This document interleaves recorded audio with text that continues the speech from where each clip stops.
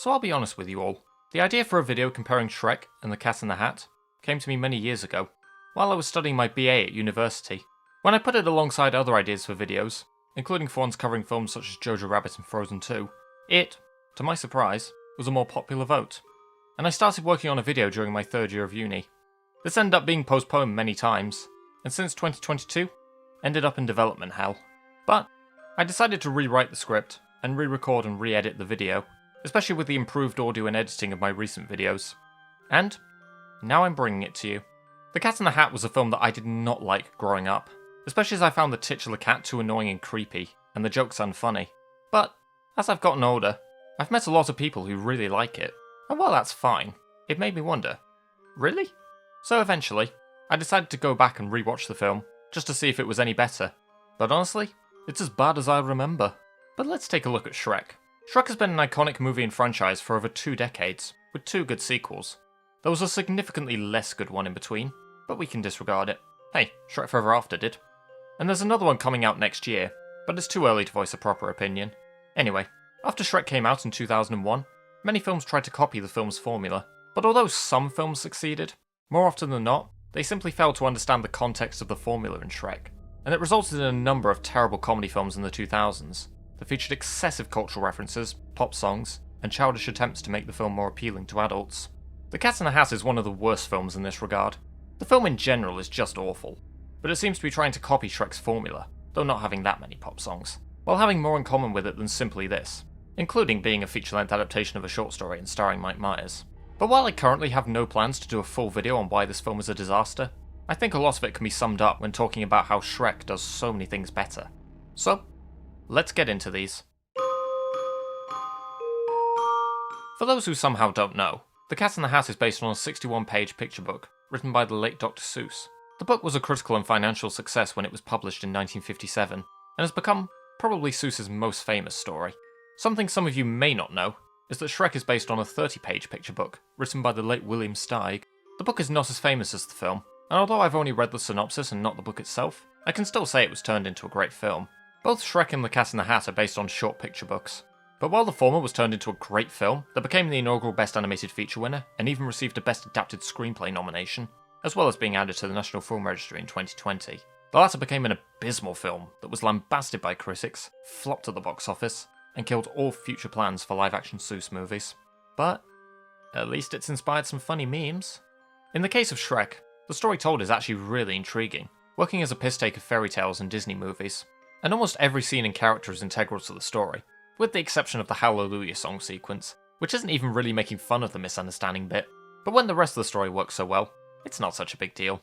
The Cat in the Hat, on the other hand, really does not need to be as long as it was, and throws in a lot of stupid and pointless scenes and characters that don't really enhance the story, and makes problematic changes to the book. Artistic license is fine, but not when you take away what made the source material great, and replace it with stuff that is nowhere near as good. And The Cat in the Hat is a perfect example of disrespecting the source material. So let's look at the characters in Shrek, including Shrek himself. Shrek is an interesting character. He has layers! He's an ogre who enjoys living alone in a swamp, and being a disgusting guy. However, he's been alone for so long that he's never properly acknowledged his loneliness.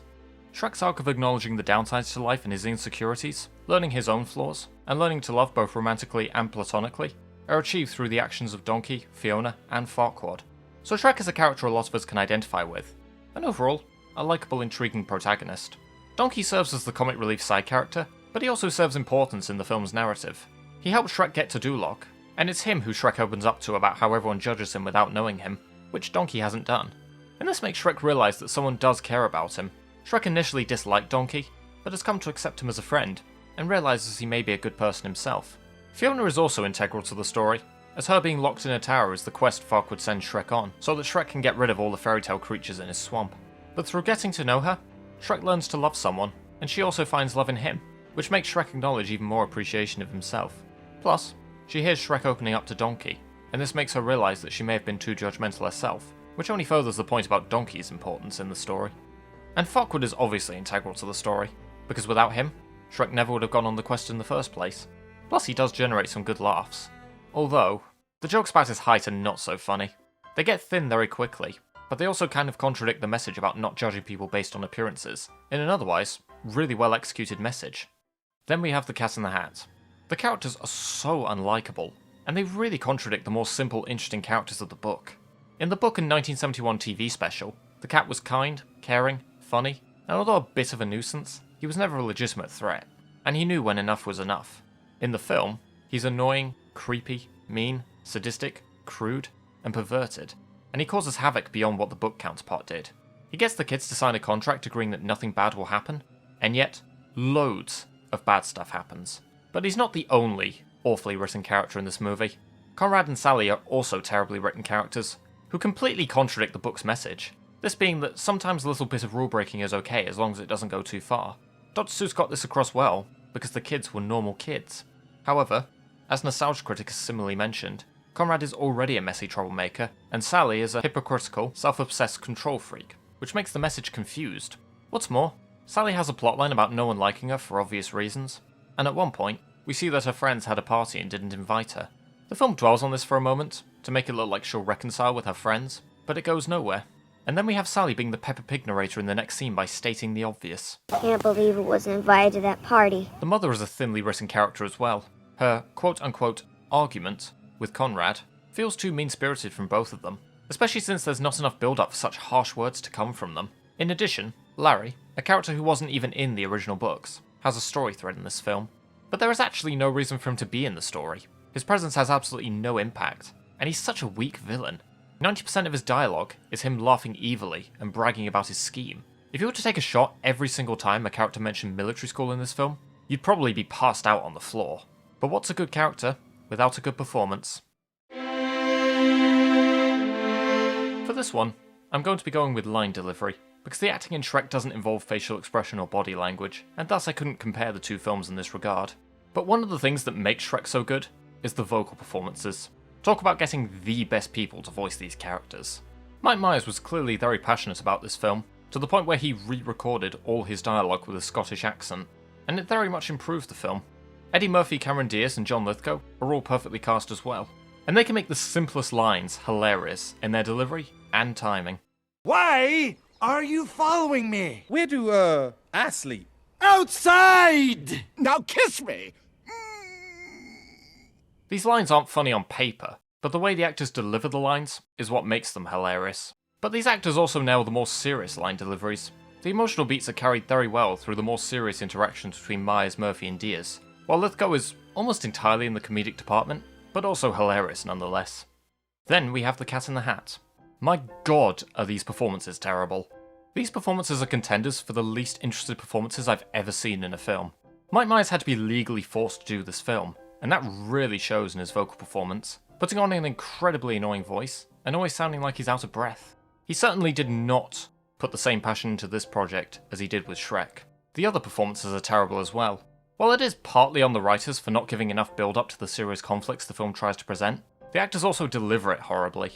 I've got nothing against these actors, and Dakota Fanning has proven herself to be a better actress in other things, but in this film, neither she nor Spencer Breslin show any interest in their roles whatsoever. And the same can be said for Kelly Preston as the mother. As a result, the emotional beats the film tries to get feel forced from a writing point of view and from an acting point of view. Why don't you go upstairs? The stairs are destroyed. You know, that joke might have worked, except the delivery was so monotone, and not in a comedic deadpan way, it ruined it. And let's get further into the execution of humour.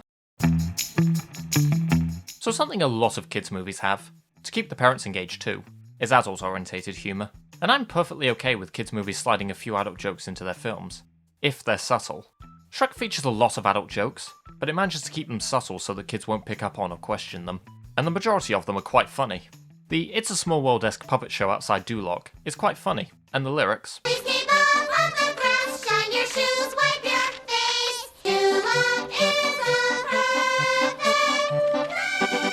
manage to slide in an adult joke in a subtle way, because although parents will know the word ass is implied, kids will see that face rhymes with place, and not notice the implied rude rhyme that parents will pick up on. Another one that works well is actually a double entendre. Wait, where are you going? Well, I have to save my ass. The double entendre is subtle, because as well as ass being the American word for arse, it's also a term for a donkey, who Shrek is trying to save. The film even slides in a scene where Lord Farquaad gets a little too excited over Princess Fiona and pulls the covers up. When I was a kid, I thought his chest was cold. As a teen, I realised he was hiding something that was long, hard, and had cum in it. And no, it wasn't a cucumber. And speaking of Farquaad, his name, of course, sounds like fuckwad. But of course, in the film, it's shown to be spelled as Farquaad, and as such, kids don't pick up on the F word. So let's look at the adult jokes in The Cat in the Hat, of which there are many.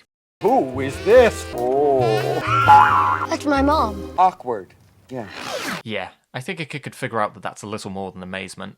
A film that does a similar joke to this is Toy Story 2, where Buzz's wings pop open after he sees Jessie let Buster out. But it works much better there, because when you're younger, it actually does come across as Buzz being speechless, and it's kept short and sweet. And then when you get older, you finally understand the situation, and it's funny. The Cat in the Hat, however, dwells on it for far too long. Here she is, the super luxurious omnidirectional whatchamajigger, or SLOW for short. SLOW? Yeah, slow. It's better than the last name we had.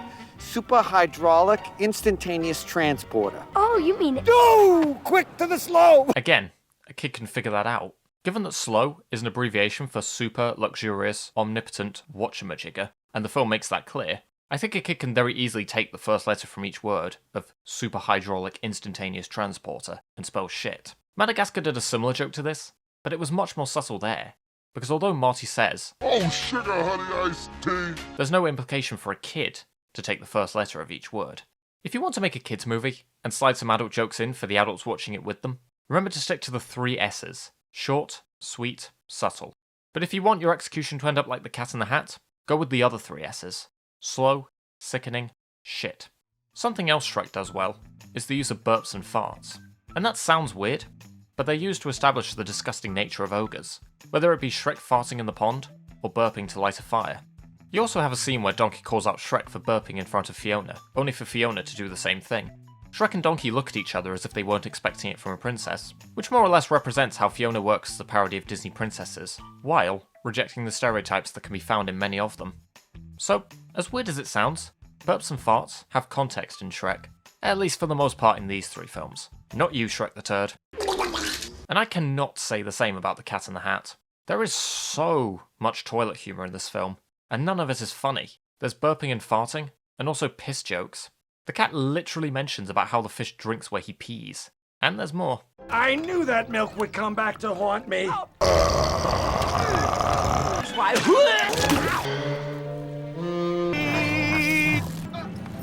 I can't believe you whizzed on my taco! I wet my jar. Ugh.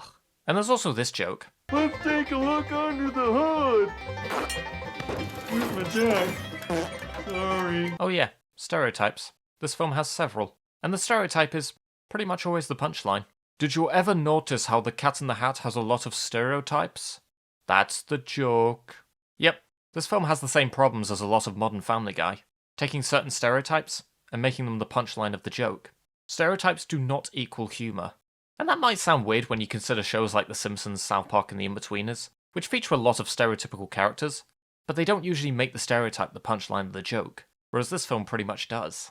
Although this scene does also have the one mildly funny joke in the whole film. Just sign my petition with this large, oversized pen that requires 2 hands. And there's also jokes that I don't get even as an adult. She was gonna wear that tonight and you ruined it. Honey, it was ruined when she bought it. Yeah. Or this one. First off, why did the cat need to replace himself with a piñata? And I'll let the rest of it speak for itself.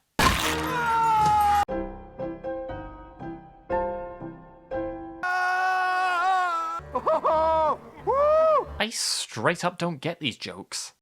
You should have gone for the head. So, I think those are all the comparisons I can make between the 2 films regarding the performances, the extended runtime of the source material, the character writing and development, the adult humour, and the toilet humour. But before I wrap it all up, I actually would like to take the time to mention the few things I do like about The Cat in the Hat. So, while I do hate The Cat in the Hat overall, there are a few areas of the film that aren't terrible. Although it does have horrible makeup and visual effects, the sets and costumes are actually pretty good for the most part. They're detailed, colourful, and actually look like they were ripped out of a Dr. Seuss book. Though I don't like how the cat's costume looks like a giant skunk. Maybe this was the fate of Pepe Le Pew, and that's why he was absent from Space Jam 2, potentially even killed at the hands of these even more atrocious characters. While I find the Fun Fun Fun song very annoying and repetitive, the instrumental scores are actually pretty nice to listen to, and the cinematography is unironically amazing. I can't fault any contribution made by the amazing Emmanuel Lubezki. His cinematography is great, even when the film isn't. And there's that single mildly funny joke I mentioned earlier. And now on to the conclusion. So while Shrek has committed vocal performances, makes proper use of a longer runtime, creates interesting characters and character arcs, executes adult humour well, and provides context for its toilet humour, The Cat in the Hat doesn't do any of these. The performances are wooden, the characters and their arcs are boring, the adult humour is horribly executed and unfunny, and the toilet humour is completely gratuitous. Please. Outside! I don't think I need to go any more into depth on why Shrek is a great movie, because I can't really add much beyond these points, but I chose to do this video to show that a lot of things The Cat in the Hat does horribly can be done much better. And Shrek, being a very funny and impactful movie, was the first to come to mind in conveying this. The Cat in the Hat, however, is just insulting. While there was clearly effort put into the sets, costumes, cinematography and music, clearly no effort was put anywhere else beyond this. You legitimately have to try to make a movie this bad. It's not the worst film I've ever seen, but I can't bring myself to give it any more than a 2 out of 10, and that's for the people who actually seem to give a shit about their jobs, including the great Emmanuel Lubezki. Also, if you ask me who I think should have directed this movie, I'd probably say Wes Anderson. The visual style is like something you'd see in one of his films. I do wonder who he would have cast to play the cat. Possibly either Bill Murray or Owen Wilson. Though I do wonder if Bill Murray would add this portrayal of a cat to his list of regrets as well as Garfield.